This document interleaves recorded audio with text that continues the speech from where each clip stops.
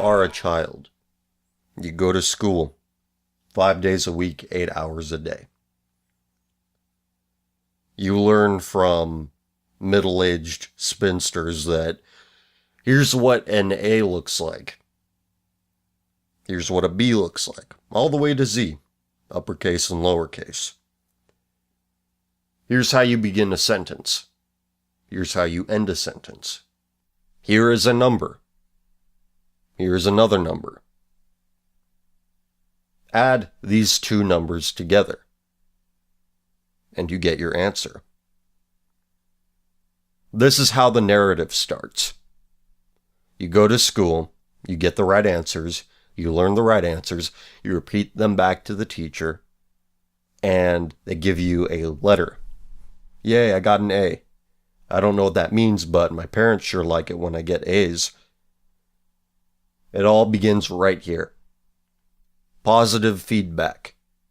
Telling people what they want to hear and getting rewarded for it. Your brain likes that, being the social creature that you are. Your brain rewards this behavior. You tell people what they want to hear because it feels good. It feels good whether it's the truth or not. So, school starts to get a bit more complicated. Instead of 3 times 3 is 9, correcting spelling, correcting sentences, you have to start forming the right opinions. Your brain, wanting to tell people what they want to hear, says, just listen to them. Listen to what the teachers say. Whatever lies they're telling you. And they are lies. But you get that letter grade just the same as you did with this is an A, this is a lowercase a, equals, hey, I got that question right, 100%. Parents take me out for ice cream. You get a letter grade for saying that, oh, poor Anne Frank. You get that same letter grade for saying, oh, colonialism is bad. Because of the way this new information is framed, your brain reacts to it in the same way as you getting objective information correctly. Your brain doesn't want to know what really happened, because as far as you're concerned, you were already rewarded for it. You're right because it feels good. And how could feeling good ever be wrong? It can never be wrong. Something that feels good, it must be good. Go listen to last episode. See where feeling good takes you. Why am I bringing this up? Virtually everyone who lives within the jurisdiction of Western civilization has gone through this. Everyone goes to school. Everyone learns to be a good guy with kosher opinions. I am talking about this very basic thing to make this point. The facts don't matter. Narratives do. Having the right opinion does. Because there are far more people who want to adhere to having the correct opinions, to having the right narrative, to assigning this narrative, whatever it may be, to everything. That's what people care about because it makes them feel good. They get positive feedback from doing it. Their brain rewards them for thinking these things. We would like to think that truth matters, facts matter, because we value these things on their own merits. But they don't. The people who adhere to narrative thought, to having the correct opinions that give them some positive feedback, some sense of positive feedback in their brain, they vote, they spend money, they have children, they pass these warped values onto their children. These children go on to work as journalists, teachers, bloggers, who make a life out of repeating this one thing, or these few things they learned, because it makes them feel good. Now, here is where I'd like to tell you a story. Some number of years ago, a childhood friend of mine, I learned, died from a self-inflicted gunshot wound to the head. Now, most people would leave it here and say, wow, that's really sad. How unfortunate that happened. Well, her death was a bit suspicious. And as far as I know, this story did not make local news. It did not make national news. The reason why her death was considered suspicious is because it happened in the presence of her boyfriend, whose trade was some form of criminal activity. But regardless, after some investigation, death remains ruled a suicide. Some number of months later, same guy, different girl, obviously, same kind of situation. This guy is forcing another girl to play Russian roulette. This time, however, lucky for the girl, the gun misfires. She uses this to her advantage and gets away. So, again, as far as I'm concerned, as far as my knowledge and awareness goes, this didn't enter the news cycle. A story about a man of color forcing white girls to commit suicide doesn't register on the national radar. But a white kid who shoots up a church, it does. 1 million tweets, oy vey, it's another Shoah. Whites need to answer for this heinous act. This overreaction to this terrible, though isolated incident is because it is one of the few things that overlaps with their narrative. Whites always oppress blacks, and blacks have suffered for centuries because of it. That's the narrative, that's what makes them feel good. And finally, something comes along where it justifies that narrative. And anything that will run counter to it will fall on deaf ears. They will be blinded by it. Blinded by whatever information. And there's a lot of information out there to contradict this narrative. I don't need to tell you that per 1 million members of the murderer's race, 53.94 blacks are killed by blacks, compared to 0.77 per 1 million blacks killed by whites. I'm going to give you a lighter example of when the narrative doesn't quite coincide with reality. Somebody sent me that bit about Muhammad Ali talking about race mixing. I think it was sent to me through Reddit, but I'm not quite sure. Regardless, Muhammad Ali says race mixing is bad. Muhammad Ali also spoke in front of the KKK, a KKK rally, saying the exact same thing. Let me repeat that. Muhammad Ali speaking out against race mixing at a rally for the Ku Klux Klan. But who cares? Those poor Southern hicks probably oppressed this world-class athlete into saying things he didn't really mean and doing things that he didn't really want to do. The only time anybody does anything of their own accord is when they're doing some sort of evil in accordance to the narrative. In accordance to, yay, I got a gold star. Yay, I got good grades on my report card. All it amounts to. Most people do not develop past a certain age.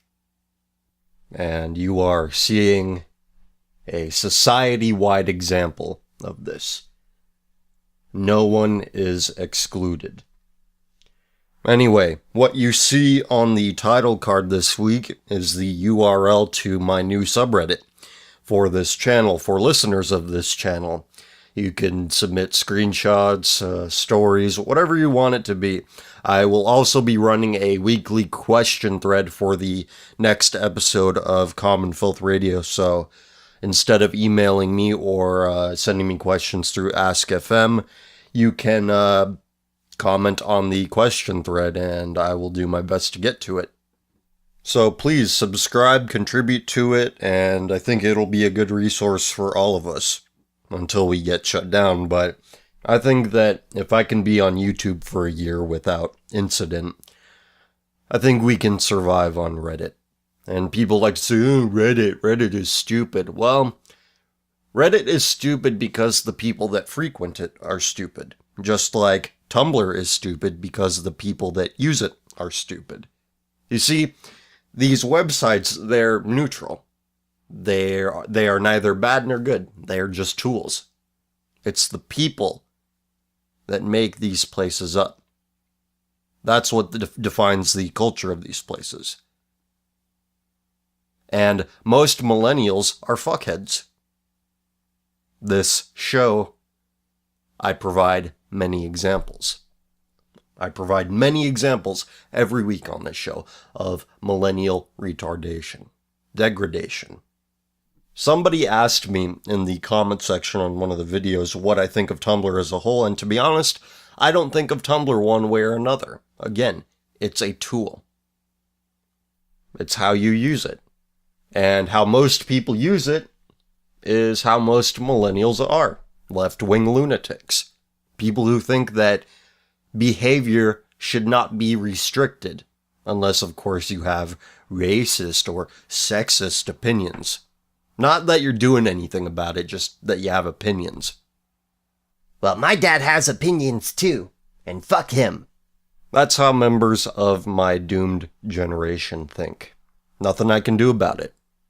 But nothing stopping me from commenting upon it, from observing it. All of this technology, all of these websites, they are tools. It's how we use them. So check out my new subreddit. I'll be contributing to it, and I hope that you do as well. I took this screenshot of a list of headlines on Drudge Report some number of days ago. I would like to read this list of headlines for you, if I can find it. Here we go. Pat Buchanan, is third world America inevitable? To which a Drudge, in his special way, responds through news headlines. 10% of Lewiston, Maine, now Somali refugees. Feds free rapists, child molester, and kidnappers. More than 100 murders attributed to illegal aliens released. 100 murderers who shouldn't be here in the first place roaming free. New York City Democrats seek to boost immigration voter registration. 60% of New Yorkers do not speak English at home. Supreme Court says deporting deadlines can be extended. But I'm sure those illegal immigrants who murdered people, they're just correcting historical injustices, and we are good for letting them go, because we are confirming that they are correcting historical injustices, because, yeah, people murdering slobs, the slob pro working class, that's what makes the history books. Yeah. What else do we got? From ChristianityToday.com, transracial is a valid identity, according to Ed Stetzer. Editor's note, today's post addresses the complications around racial identity and the problematic aspects of racial appropriation. What? This is so important that the editor needs to tell me? Anyway. But this is just one part of a pervasive and long-standing race issue in our country, along with Americans across the U.S. and our African-American sisters and brothers in particular. Oh, very nice. Christianity Today, you put sisters first. Yeah. Striking another blow against the patriarchy. Oh yeah, by the way, don't go to church. You're not going to learn anything good there. We grieve the tragic... Okay. Blow, so sorry. I'm so sorry. Even though I had nothing to do with it. Anyway, main article. The coverage of Rachel Dolezal, the former president of a local chapter of the NAACP, who misrepresented herself as a black woman for nearly a decade, has launched countless questions, jokes, memes, and think pieces in response. Because of the timing of the Dolezal news, in the midst of a national discussion over gender identity, one common reaction has been, if we accept Bruce Jenner as transgender, then we must also embrace Rachel Dolezal as transracial. This line of thinking came up so often that transracial and the mocking hashtag transracial lives matter began trending on Twitter. Many adoptees like me and a whole body of sociological tradition take issue with this application of the term, which has been used since the 1970s to describe families formed through adoption where one or both parents has a different racial background than their children.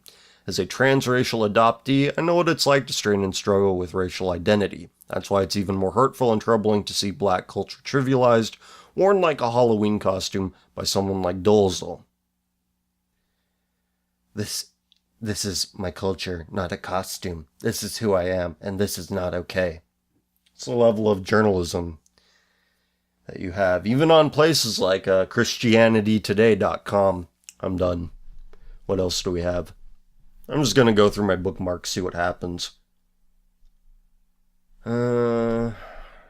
What's this? 10-year-old boy raised as a girl for two years? Oh, as a project to make him an enlightened adult. This is from the socialmemo.org. Writing to Slate, a concerned reader asked for advice when it came to an unusual request that his wife had to face. The reader explained what can only be described as a form of abuse. The reader's wife is a ballet instructor. Two parents recently came to her and requested that their 10-year-old son named Dan in the letter be given private dancing lessons. Dan identifies as a boy. However, his parents told the ballet instructor to address him as Danielle, and that he would be dressed in a pink tutu. Dan's parents further told the instructor that this was not his choice. Instead, they said that they are forcing him to dress and live like a female for 2 years as an experiment to make him a more enlightened adult. The reader said that his wife rejected the request as she saw it as unhealthy, particularly because it was against Dan's will. Slate responded that a call to Child Protective Services was warranted and that this project was clearly emotional abuse. Well, I think that Slate is just being transphobic, according to their own metrics. When I was little, I used to stuff a blanket into the back of my shirt and jump around like I was Mario in Super Mario World after you get the feather. Yeah. But my parents did not give me any Goombas to jump on or weird-looking mushrooms to eat, even though I wanted reality to be something else. Think of all the things a schizophrenic sees. They see some crazy shit. Just look up schizophrenia on YouTube and listen to some of the patients talk. We wouldn't dare craft a reality to meet their perception of things. What their brain is telling them is real. It would be impossible. Even if it were possible, it's a stupid idea. It's a dysfunctional idea that accomplishes nothing. So I think we need to start treating these other I feel like conditions in the same way. I feel like I'm a blankety blank. Please chop off my penis. I feel like I'm a blankety blank. Please cut open my chest and put pieces of rubber in there. Girls will believe anything as long as it's bubbly and happy and cute, which is why women are intended to have children, so that the cute bubbly thing that has their attention will continue life on Earth, that will continue the species. But instead, the cute bubbly thing is a death cult. Again, it wouldn't matter if these people didn't vote, if these people did not place the will of their demands in the marketplace. I just saw this link over on the socialmemo.org. It's a pretty good website, I guess. I don't know. I just saw this link on the socialmemo.org, the same place where that 10-year-old boy raises a girl for 2 years article came from. This one, the title of it is Jurassic World Called Racist Over Dinosaur Name. Some viewers of Jurassic World are taking offense to the film, calling one of the lines in the movie racist, specifically the abbreviation of the dinosaur. I'm not going to bother attempting to pronounce it. During the course of the film, the dinosaur escaped from their enclosures, leading one character to shout, "The Packies are out of containment." This has led to news outlets and Twitter users to call the film racist, because you have nothing else to complain about. You're looking for something to complain about because you got A's in school for complaining that things were racist. Again, most people don't advance beyond X grade, whatever grade it may be. A British comedian originally brought attention to the line, offering a tongue-in-cheek rant against the dinosaur's name. However, people did not get the joke and are actually calling the film racist. The Independent called the line very racist. The Huffington Post called it accidental racism. Yahoo News called it unintentional but very racist. The Irish Examiner called it unintentional racism. Because saying a word means you despise somebody. Yeah. Great.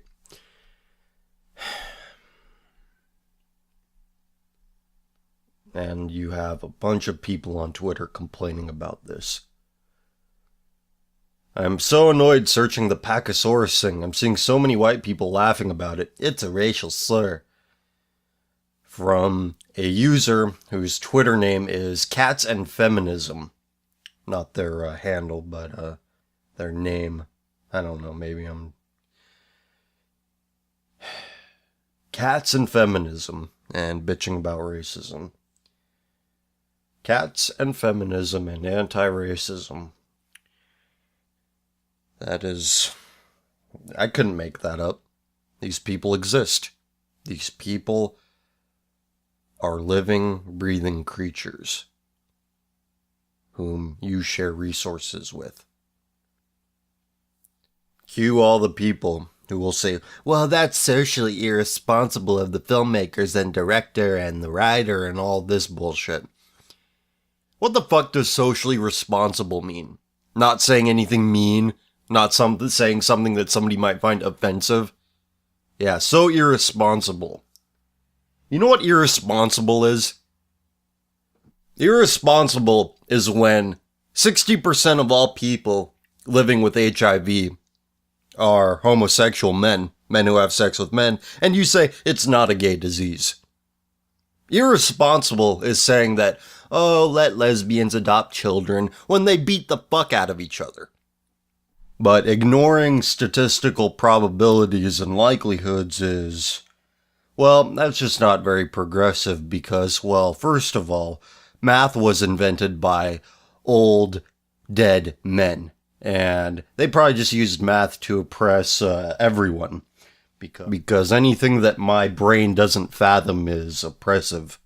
But back to the point about dinosaurs being racist or some shit. The line is, the Packies are out of containment. Now, what are Packies? It's a term for Pakistani immigrants, I assume, used by British people. Now, if Pakistanis didn't breach containment, this would just be a nonsense line. But as we see, the liberal guilty conscience is going places, even though there were no Pakistani people in the movie. By the way, British people, they're called Arabs, not Asians. When you say Asian, you think of yellow people with folded over eyes. There are a lot of them. A lot more than Arabs, I'm willing to bet. But leave it to Anglo-Saxon culture to define people by the exception and not the rule. But whatever. I can't change what makes people happy or what makes people feel comfortable, what makes people feel safe, what makes people feel certain. If you want to call Arabs Asians, fine. If that's what gets your brain to release the pleasure chemicals, then fine. Nothing I can do, but I can make fun of it. And I am. Quit being fucking stupid. Get your head on straight. And don't get it confused that I think American culture is this great thing because, well, just listen to any other of the shows that I've done. It's primarily about American culture and the sewer it has become. So I'm going to do the Reddit questions first, given that this is a new thing that I'm taking questions on Reddit. So I will read these as they come up, and I'm currently sorting them by best. So whatever you guys decided to upvote, that's what I'm going to read first. And this is from Round Rectangles. I'm currently a super senior pursuing a computer programming degree at a public university in the United States. Cue the nerd jokes. No nerd jokes here. I've been interested in getting into computers since I was very young and began pursuing my passion a lot earlier than most people. Now I am nearing the end of my time in school, but I have a major problem. I have thus far been unable to pass my advanced calculus class. I already took it twice during the year, and I signed up to try it again this summer. However, the class moved way too fast and I failed the first midterm, making it basically a waste of time to continue going.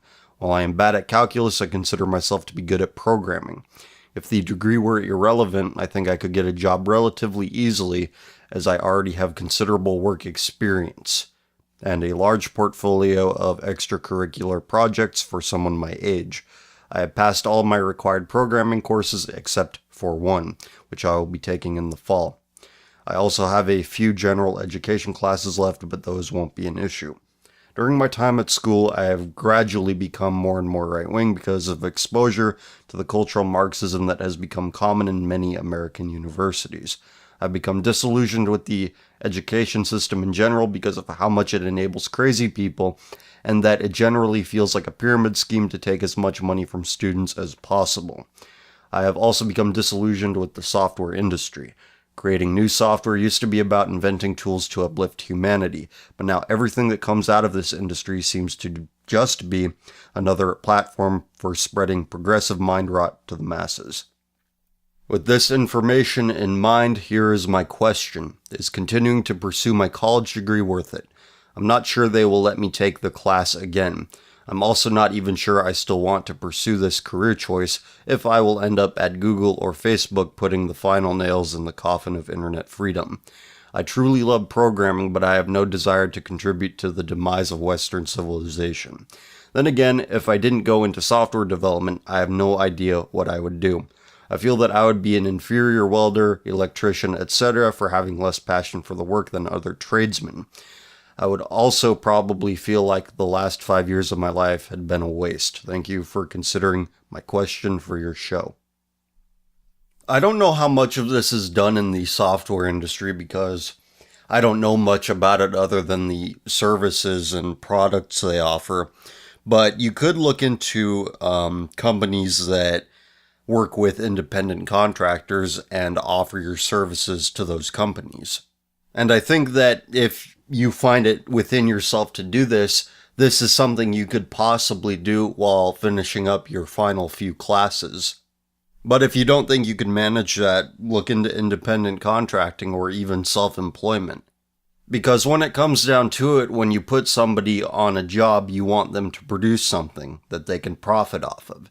And if you can show yourself to have a skill set which will enable an entity to do this, I'm sure you'll find the work. And if you can't find the work, well, I guess that's where finishing your degree comes in. So there's a couple of different ways you can attack this, but again, I'm not an expert. I don't know what the economic realities of this field are. I don't know really what goes into it. But I wish you the best of luck, and I hope things work out for you in the best way that they can possibly work out. Next one from PKMSS. Hello, Common Filth. I have had a few questions for you for a long time, and I hope you notice this post, as it's been a few weeks since these questions have been floating around. And this subreddit popped up, and I realized this would be a perfect opportunity to seek some answers. First off, thank you for your show because it's helped me listen to someone who I can relate to. Even the church I go to espouses some sort of leftism, whether it be slight or extreme. So I met this girl about a year ago and our relationship has been off and on. The reason she stuck with me for this long time was just shared interests, music, video games, dumb ironic meme shit. We never really clicked with personal view stuff, and she was and is an anti-SJW. Those types that just don't like the more extreme parts of the leftist spectrum. You know what I mean, patriarchy. Yeah. But the first time we broke up was the fact that she was friends with pretty much all males besides 2 females. She was hanging out with this aesthetic faggot from Venezuela. He was seriously homosexual. I told her I feel uncomfortable with her around him, and she just left me. This should have been the first red flag for me. She values her friends more than her boyfriend. We're both in college at the moment, and she decided to message me a few months ago, and we talked again for a little. We dated up until a few weeks ago. Apparently, she is an atheist libertarian who really believes the consenting adult rule. She says there's no purpose in life, and she wanted to have sex with me even though we weren't married and she didn't want to have children. I declined it and said that sex has a purpose other than feeling good. She left me and went straight to her other male friend, and now they're dating. What should I do, and how do I find a girl that isn't a total piece of shit and disloyal like her, and someone who I can agree with politically? This bad relationship you had happened for a reason. It did not happen for no reason. And here's the reason why it happened. You now have a reference point in what to look for by knowing what not to look for. You have a template of every personality trait that generally leads to an undesirable woman. Whatever this chick was, find the opposite. You know what the opposite is. You can imagine it. You now have the capability of imagining the anti-whatever this girl was. More male friends than female friends, yeah, red flag. Atheist libertarian, red flag. A girl really should not talk to you about political or social issues. She should be neutral to this stuff. Because women generally tend to adopt the views of the man in their life. But how do you find a girl? Where do you find a girl who isn't disloyal and who won't be completely hostile to your views on things? You have to talk to them. You don't have a problem with talking to girls, you just have to talk to different girls. There's really no other way around it. And you have to use your intuition in deciding, is this a girl with whom I'd like to spend my life? Is this wife material? Intuition is a very important thing when it comes to matters of a social nature. And a sense of intuition is something that is underdeveloped in a lot of people because they don't take the time to develop it. They don't want to learn from their mistakes. They're just mad that the mistakes happened in the first place. That's an entitled outlook to have, and it is not a healthy outlook to have. So, develop your intuition. Use it. Abuse it. No, don't abuse it, but use it. Next, from Yangel, or Yangle, I don't know. What is the final solution to the cuckold problem? Seriously, the beta incel killer thing seems to be on the upswing. I don't know why. I don't think that there are a lot of beta involuntarily celibate killers out there, but there are a lot of betas, there are a lot of incels out there, and I think the problem is everything in our food supply is designed to make us more passive. Everything we consume is designed to just get us to consume more things. And what mindset does consumerism prey on the most effectively? It's one that is passive. It's one that just puts up no resistance to whatever is being foisted upon them. And this is having the side effect of making people passive in every aspect of their lives. Not just what they consume, but how they behave with the opposite sex. With respect to males, of course. Women are just becoming pathetic facsimiles of men, of what men used to be. So basically, they're just like beta males, except that they have the backing of every major institution to make sure that they don't fail. How many homeless women do you see out there? How many women don't get custody of their children? Civilization is designed to protect women, and now they say that the patriarchy hates women.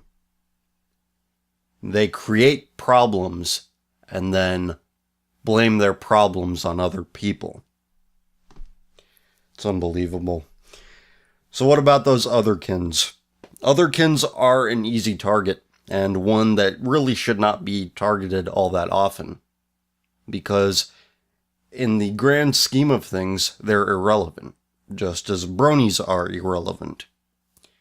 And bronies might be a more prevalent thing, but again, there are far greater targets we should be aiming for. Next, that was from Nico Ran, by the way. Sorry for not saying your name earlier. This is from Le Francis.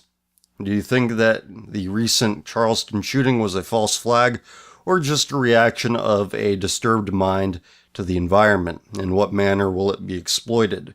Well, we're already seeing how it's being exploited, and that's people doing all this hand-wringing over the Confederate flag. Pretty stupid, pretty inconsequential, but whatever. And do I think it was a false flag? I don't think so, but even if it were, it wouldn't change anything. Like I said earlier, because we live in a democratic culture, it's not what is, it's what people think is. It's people's perceptions that matter, because that's what we have to live with. And whether he was a disturbed mind reacting to the environment, yeah, I mean, he was definitely disturbed. A person who is not disturbed could not do what he did. But I'm not going to sit here and apologize for this because I had nothing to do with it. Unlike these other spineless retards out there. From Fred Durst, Rap God.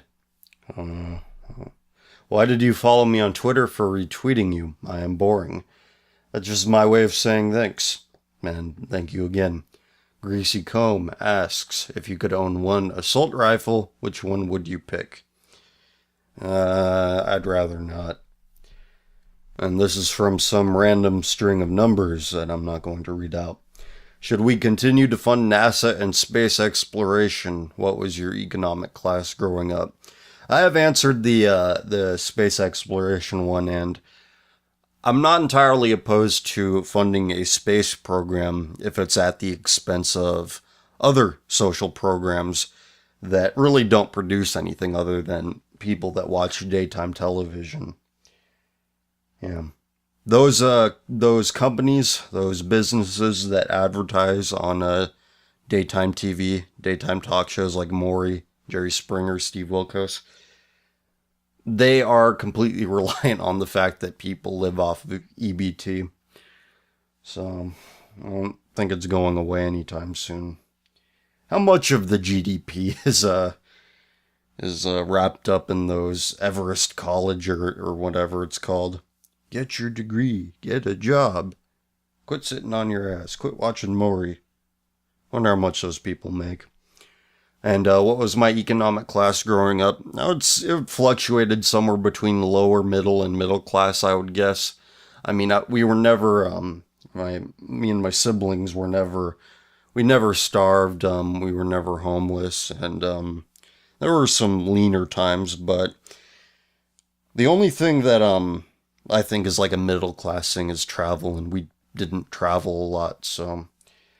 But it was not a bad upbringing in terms of the financial situation, even though I'm sure there were some struggles. And this is from EPWR. Do you think that when a lot of the younger degenerates look back at themselves in 10 to 15 years, they'll remember it with shame or wonder how reserved they were as youths compared to the lofty heights of depravity that they've achieved since then? Basically, do you think these people will ever be capable of self-reflection, apart from when they are dying alone? No, I don't. Because Look at people like Lacey Green, Tyler Oakley, Shane Dawson, people who talk about squirting and anal sex and lubing up their fingers with shampoo and sticking their fingers up their ass in the shower. These people have careers as public figures doing this. Degeneracy, deviancy is their trade. That's what keeps their lights on. Do you think they're going to engage in any self-reflection if this is their source of income? Fuck no. And you're going to see a lot more of this. As these kids get older, you're going to see more of this. People pursuing careers based on what makes their asshole feel good. There's no measurable benefit in self-reflection in these cases because they do not value personal dignity. They do not value self-respect. They do not value tradition. They don't value anything outside of, this feels good, therefore it's good. Let me spread my filth to the rest of the world. Because this is the one thing I think is so fucking important. Pathetic. So, no, I think that 60% of people, I genuinely think 6 out of 10 people are spiritually dead. Therefore, they do not put any value into matters of the spirit, into matters of the soul. Because the only thing, the greatest good they could possibly fathom is tingles and cum. But I think I've talked enough about that. This next one is from Anime Mom Ass. Thanks for saying that anime waifu men like me aren't as bad as interracial gangbanging slurs or whatever. You're welcome. This is from Fuck You. What is the number one problem that the conservative/traditionalist culture is facing today? Not that it matters, it's all going to shit. The fact that even your self-described conservatives place no value in social regulation. They place no value on regulating behavior. Because nobody's going to vote for that, except for people like maybe you and me, and it's not financially beneficial. Those who exercise social restraint also exercise financial restraint, and we can't have any of that. We got to please the shareholders. Next, from Fatties Aren't People. Now that you were chip-rolled, may or may not have been by me, do you find yourself reading the ends of paragraphs first, looking for fucking Pekka? I don't know, that was like the first time I was chipped, and I didn't know what it was until people in the comment section were telling me, so I don't know, maybe when I start reading the emails, I'll be a little more careful. But I thought it was funny, I wasn't embarrassed by it or anything. It was not a source of great shame for me. And this is from Too Lazy for Name. What's your favorite color? I'm going to decline to state that because having a favorite color means that you have colors that you don't like as much. So that's racist, and we don't want to be that, do we? So let's read some emails now. This one says, Hey CF, I just wanted to thank you for the things you're doing. You've changed me, and if you can change me, you can change anyone. I come from a hard upbringing. My mother and sister died when I was 8 in a car accident. My father took it bad. I don't blame him. He hit me. It was only sober when he was working, and an asshole. Big surprised I turned into a liberal twat. Last year I went out on my own illegally. I was only 14. That was the biggest mistake of my life. I found a group of homeless liberal nomads. I stayed with them for a week. I was drugged, raped, beaten, and treated like a dog. Thank fuck I didn't get an STD. I got away from them a week later, phoned my father on a payphone, and he picked me up 400 kilometers away from my home. I'm 16 now. I'm terrified by people now. My father was laid off when he found out what happened in that week. I talked to no one except my father and a whore who had a similar life. I guess my question would be, how do I overcome this fear of people? I don't go to a church, although I've spent most of my free time reading the Bible. I've read it in full 3 times and Proverbs countless times, so I have a good understanding. Should I go to church to meet good people? What places have you found good people? Thanks, sorry for the sob story. No need to apologize. I said earlier, just in passing, that going to church is becoming more of a bad idea because I was reading something off of Christianity today, but you can still find decent people at church. You probably should listen with a critical ear to some of the stuff that some pastors are likely to say. But having one experience at a church doesn't mean that's what all churches are going to be like, so you can try out a few. Even though churches are becoming more stupid, it's still a good place to meet decent people, and in congregations you should look for a high prevalence of families within that congregation, because people, when they have kids, are a bit more careful of what they expose themselves and their children to, what sorts of influences. So that's something to look for. Another way to meet people is to do athletics, do sports. I know some people don't call it a sport, but I did bowling a lot when I was younger, and I made a lot of friends through that, so that's an option you can look for. So that's where I've met good people, and wherever you meet people, just treat yourself with dignity and self-respect, carry yourself well, and generally you will find friends that carry themselves well and treat themselves how you treat yourself. Next up, I have a close friend of mine that has told me on more than one occasion that I should pick up a new hobby so I look like a nerd to people, especially girls. I can tell he's joking a bit, but he's adding humor to soften the blow. My hobbies include comics and video games. My social media pages, especially my Instagram, are filled with pictures of the stuff I like and a bit of the figures I bought. Yes, hearing him say that a few times has made me feel insecure about my hobbies and made me think I'm a loser. As much as I love my hobbies, they aren't what I usually talk about with others unless it's brought up. Just want your take on this. Am I an autist who should grow up and find new hobbies, or should I just continue on doing with what I've been doing and not worry about what my friend says? The only bit of immediate advice I could give is to not post pictures of figures that you buy, because that kind of has a connotation of, oh, he still plays with action figures, or he still plays with dolls, and, I get where people are a little weirded out by that, but other than that, what else is there for a young person other than comics, video games, and sports? So, cutting out the public displays of figure collecting, that's really all the advice I have to give.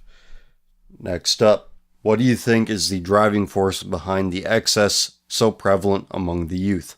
I was reading a few posts around different forums, and some people were toying with the idea that the hedonistic behavior was the result of cultural pessimism.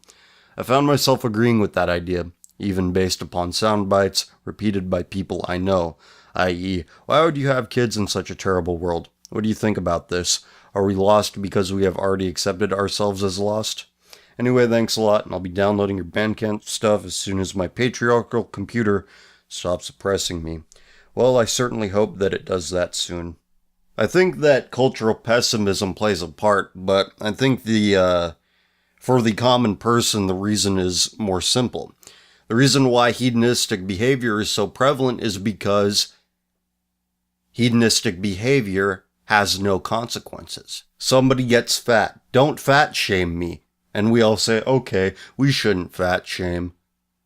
Somebody gets an incurable STD. Don't slut shame me. And we say, okay, we won't slut shame you. Alternatively, somebody gets an STD, the pharmaceutical companies say, here's all these great pills that'll make it go away. Here, have some birth control. Trust me, it's free of side effects. Go on, have a ball.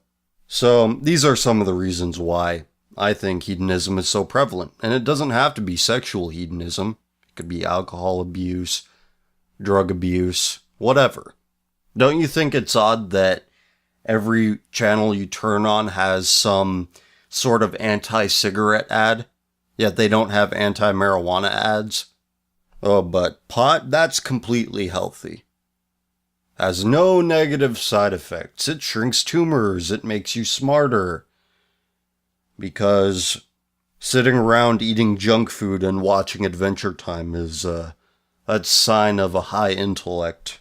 Some very high-minded people that do that. Okay, next from mine.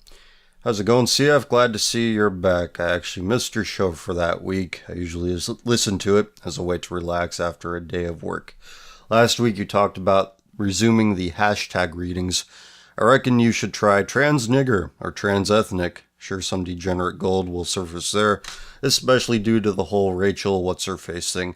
I actually did look at some of the trans ethnic things, and pardon me as I try to look for this screenshot that I ended up posting to Twitter sometime last week. 1 second. Okay, here, I found it. I'm so confused. I just spent an hour arguing with my dad who says that transraciality does exist and saying the whole history of oppression thing is bullshit because that's exactly what bigots would say about transgender people. And he's right, it's valid. And I tried to argue it the best I could, but I'm very confused about the whole thing. I used every weapon in my arsenal, but what if he's right? What if I'm a bigot towards people who identify as a race other than that which they were assigned at birth by saying you can't change your race? Someone please help me. I thought it was offensive to people of color to be transracial. Please help. Do you need any more proof that these people don't actually have ideas of their own? The only idea they have is, don't say anything about anyone. Unless, of course, they're white cishet males. Anyway, back to the email. Questions. What are your thoughts on the whole Reddit purge with Ellen Chairman Powell banning subreddits? And another recent news topic is that Hulk Hogan is suing Gawker for publishing a sex tape of his, and his lawsuit could cost the company a lot of money, possibly even bankrupt it. What's your thoughts on this? Thank you for reading and what you do. I might also add that I bought your music you made under Contrast 03. I like it a lot. Good for listening to something when playing a game. Keep up the good work. Well, thank you for supporting my one-time vaporwave endeavor. For the Chairman Powell thing, I said a little bit about it last week, that she works in the tech industry where a lot of nerds congregate, and it's pretty evident what nerds generally tend to believe. Of course, there are exceptions. Maybe there are large amounts of exceptions with regard to people who are objectively nerdy. I think that given the sorts of people that frequent Reddit, it's a good business decision for them. More people will be like, oh, I want to go there because it's a safe space. Because they think that having words said about them on the internet, even not about them personally, just about their silly group they identify with, if anybody says anything negative about that group, that's as bad as being shoved in a locker. Words hurt. Words hurt so deeply because you're weak.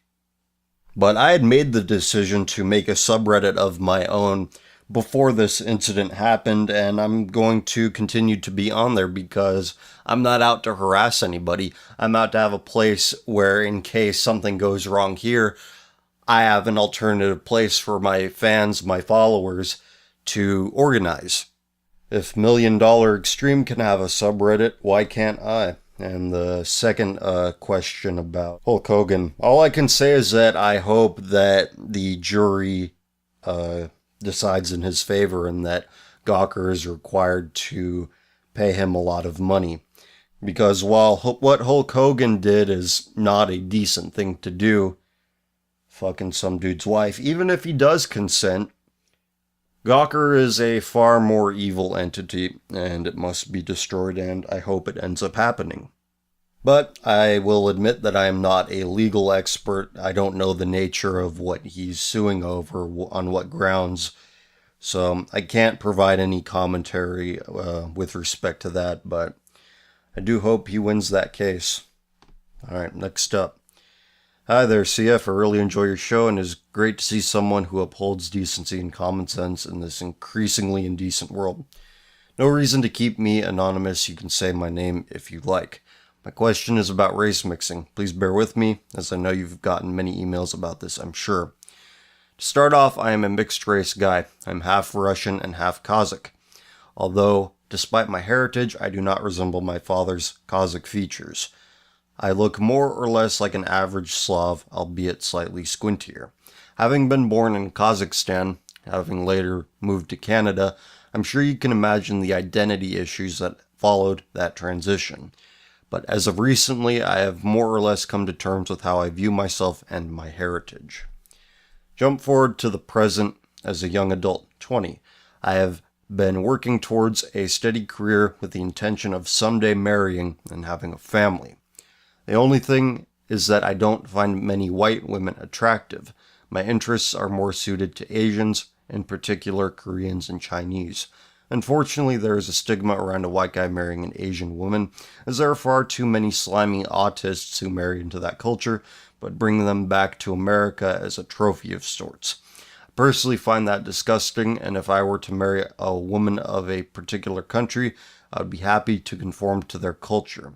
I'm enthralled by Chinese culture and the like, but at the same time, I feel guilty about throwing away the culture I have, even if I am a mutt. The problem is that it is difficult to respect two different cultures at the same time. My main question is this: if I am willing to conform to the culture presented by my possible wife, is that really so bad? I know it makes me sound like a revolting cuck, but I'm already mixed race, so I understand the issues that are presented by it. Frankly, the race mixing damage has already been done, so which side of the fence should I be on? AKA, which race should I fuck up? Keep up the amazing work. It's people like you who are a bastion for the human race. And that came from Ivan. Well, thank you very much for the email. Well, I think that your concern over you adopting your wife's culture rather than your wife adopting your culture, your values, it's a bit unrealistic because women naturally want to adopt the values of the man in their life because that's who is providing them with protection. That is who is satisfying their needs.